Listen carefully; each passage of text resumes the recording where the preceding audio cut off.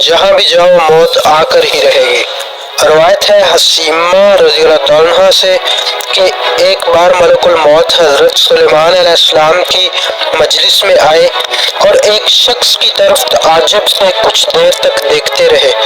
جب ملک الموت چلے گئے تو اس شخص نے حضرت سلیمان علیہ السلام سے پوچھا کہ یہ کون شخص ہے؟ آپ نے فرمایا کہ یہ ملک الموت ہے۔ اس نے کہا وہ میری طرف اس طرح دیکھتے تھے کہ گویا میری روح قبض کرنے کا ارادہ رکھتے ہیں۔ آپ نے فرمایا تو کیا چاہتے ہو؟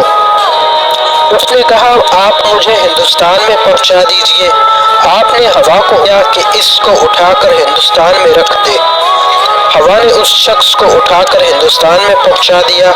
ملک الموت دوبارہ حضرت سلیمان علیہ السلام کے پاس آئے۔ آپ نے پوچھا تم کیوں اس شخص کی طرف غور سے دیکھتے تھے؟ کہا مجھے تعجب اس بات سے تھا کہ اللہ تعالیٰ کا حکم میرے پاس پہنچا ہے کہ اس کی روح ہندوستان میں قبض کر لو اور یہ آپ کے پاس بیٹھا ہے۔ میں اسی وجہ سے اس شخص کو تعجب سے دیکھ رہا تھا۔